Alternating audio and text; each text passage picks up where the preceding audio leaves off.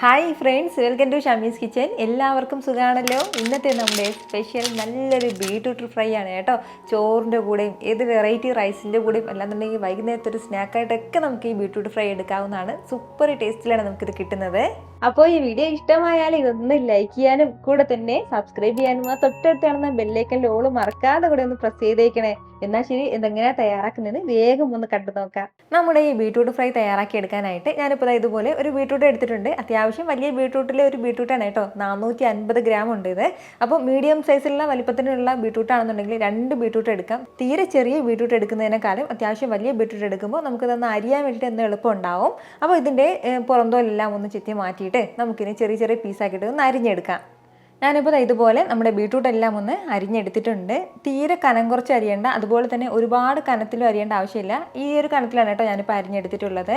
അപ്പോൾ ഇതുപോലെ നമ്മുടെ ബീട്രൂട്ട് എല്ലാം ഒന്ന് അരിഞ്ഞെടുത്ത് കഴിഞ്ഞാൽ പിന്നെ ഇതിലേക്ക് ചേർക്കേണ്ടത് 1/4 കപ്പ് കടലമാവാണ്. അപ്പോൾ കടലമാവ് ഞാനിപ്പോൾ ഈ 1/4 കപ്പ് നിറയെ തന്നെ ഒന്ന് എടുത്തിട്ടുണ്ട്. ആ പൊടി നമുക്കിതിലേക്ക് ചേർക്കാം. കൂടെ പിന്നെ നമുക്കിതിലേക്ക് വേണ്ടത് വറുത്ത പച്ചരിപ്പൊടിയാണ്, അരിപ്പൊടി. അപ്പോൾ ഒരു 1/4 കപ്പ് അളവിൽ തന്നെ അരിപ്പൊടിയും ചേർക്കാം. കൂടെ വേണ്ടത് നമുക്ക് മുളക് പൊടിയാണ്. 1 ടീസ്പൂൺ നിറയെ തന്നെ മുളക് പൊടി ചേർക്കുകയാണ്. അത്യാവശ്യം എരിവ് കുറഞ്ഞിട്ടുള്ള മുളക് പൊടിയാണ് ഞാനിപ്പോൾ എടുക്കുന്നത്.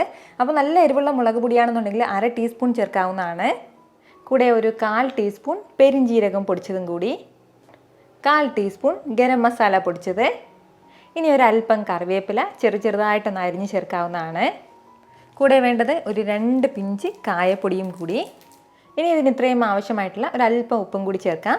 ഇനി നമുക്കിത് നല്ല രീതിക്ക് ഒന്ന് മിക്സ് ചെയ്തെടുക്കാവുന്നതാണ്. ഇപ്പോൾ നമ്മൾ ഇതിലേക്ക് വെള്ളം ചേർക്കേണ്ട ആവശ്യമില്ല, കാരണം അത്യാവശ്യം വെള്ളം നമ്മുടെ ബീട്രൂട്ടിലുള്ളതാണ്. അതിന് പേരിൽ ഇപ്പോൾ വെള്ളം ചേർക്കേണ്ട. നല്ല രീതിക്ക് എല്ലാം കൂടി ഇതൊന്ന് മിക്സ് ചെയ്ത് യോജിപ്പിച്ചെടുക്കാം. ആദ്യം നല്ല രീതിക്ക് ഇതുപോലെ ഒന്ന് യോജിപ്പിച്ചെടുത്ത് കഴിഞ്ഞാൽ പിന്നെ ഇതിലേക്ക് വളരെ കുറച്ച് മാത്രം വെള്ളം ഒന്ന് തളിച്ച് കൊടുത്തിട്ട് നമുക്കൊന്ന് യോജിപ്പിച്ചെടുക്കാം. വെള്ളം കൂടി പോകരുത്. ഇച്ചിരി ഡ്രൈ ആയിട്ട് വേണം നമുക്കൊന്ന് മിക്സ് ചെയ്തെടുക്കാനായിട്ട്. ഏകദേശം 2-3 ടേബിൾ സ്പൂൺ അളവിൽ മാത്രം വെള്ളം ചേർത്തിട്ട് നന്നായിട്ടൊന്ന് യോജിപ്പിച്ചെടുക്കാവുന്നതാണ്. കൂടുതൽ വെള്ളം ചേർക്കരുത്, അതൊന്ന് പ്രത്യേകം ശ്രദ്ധിച്ചേക്കണം.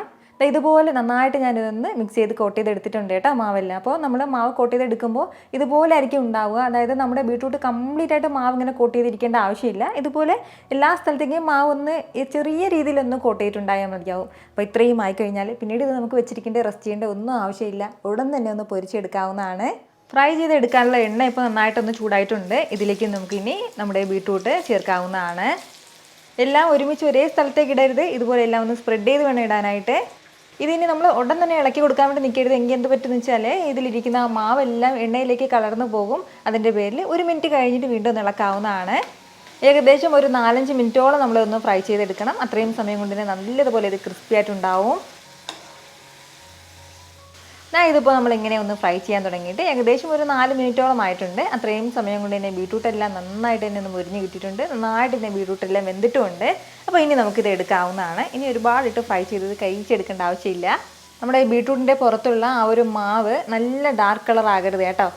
അതിന് മുന്നേ തന്നെ നമ്മളൊന്ന് ഫ്രൈ ചെയ്തെടുത്തേക്കണം. ഇതുപോലെ തന്നെ നമുക്ക് ബാക്കിയുള്ളതും ഒന്ന് ഫ്രൈ ചെയ്തെടുക്കാം.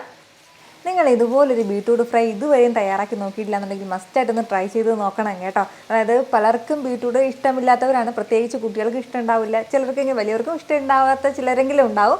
അപ്പോൾ അവർക്കൊക്കെ ഇതുപോലെ ബീട്രൂട്ടിൽ ഇങ്ങനെ ഒരു ഫ്രൈ ചെയ്ത് കൊടുക്കുകയാണെങ്കിൽ സൂപ്പറായിട്ട് അവർ കഴിച്ചോളും കേട്ടോ. ഞാൻ പറഞ്ഞതുപോലെ ഇത് റൈസിൻ്റെ കൂടെയും അല്ലാന്നുണ്ടെങ്കിൽ വെറൈറ്റി റൈസ്, അതായത് ഫ്രൈഡ് റൈസിൻ്റെ കൂടെയോ എഗ് റൈസിൻ്റെ കൂടെയോ അങ്ങനെ എന്തിൻ്റെ കൂടെയും നമുക്ക് വൈകുന്നേരം ചായക്കൊപ്പം നല്ലൊരു സ്നാക്കായിട്ടൊക്കെ നല്ല ബെസ്റ്റായിട്ടുള്ള ഒരു ബീട്രൂട്ട് ഫ്രൈ ആണ് കേട്ടോ ഇത്. ഇത് തണുത്തിട്ട് കഴിക്കുന്നതിനേക്കാളും ചൂടോട് കഴിക്കാനാണ് കേട്ടോ കൂടുതൽ രുചികരം. ഫ്ലെയിം നമ്മൾ എപ്പോഴും മീഡിയത്തിനും ലോക്കും ഇടയിൽ വെച്ചിരുന്നാൽ മതിയാവും. ഒരുപാട് ഫ്ലെയിം വെക്കരുത്, എങ്കിൽ പിന്നെ ആ പുറം ഭാഗത്തുള്ള കളർ പെട്ടെന്ന് മാറി വരും.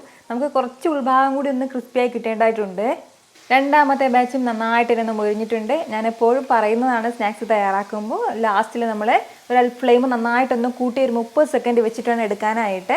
എങ്കിൽ മാത്രമേ അതിലുള്ള എണ്ണയൊക്കെ ഏകദേശം ഒന്ന് പുറത്ത് പോയിട്ടുണ്ടാവും. എന്നിട്ട് നമുക്ക് എടുക്കാവുന്നതാണ്. ഒരു ഭംഗിക്ക് വേണ്ടിയിട്ട് ഒരു അല്പം കറിവേപ്പില കൂടി ഇതിന് മുകളിലേക്ക് ഒന്ന് ഫ്രൈ ചെയ്ത് ചേർക്കുകയാണ്. അപ്പോൾ ഇതുപോലൊരു ബീട്രൂട്ട് ഫ്രൈ നിങ്ങളും വീട്ടിലൊന്ന് തയ്യാറാക്കി നോക്കിയിട്ട് മസ്റ്റായിട്ട് നിങ്ങൾ എനിക്കൊന്ന് ഫീഡ്ബാക്ക് അറിയിച്ചേക്കണം. കാരണം നിങ്ങളുടെ ഫീഡ്ബാക്ക് കാണുമ്പോഴായിരിക്കും അത് മറ്റുള്ളവർക്കും തയ്യാറാക്കി നോക്കണം എന്നുള്ളൊരു പ്രചോദനം ഉണ്ടാകുന്നത്.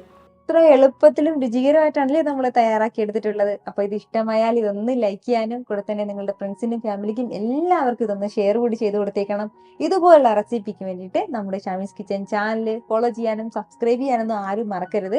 വീണ്ടും നല്ലൊരു ഷാർ വീഡിയോ ആയിട്ട് നാളെ കാണാം. അതുവരേക്കും എല്ലാവരും ഹാപ്പി ആയിട്ടിരിക്കുക, സന്തോഷമായിട്ടിരിക്കുക, എല്ലാവരും സേഫ് ആയിട്ടിരിക്കണം. Take care friends. ടാറ്റാ.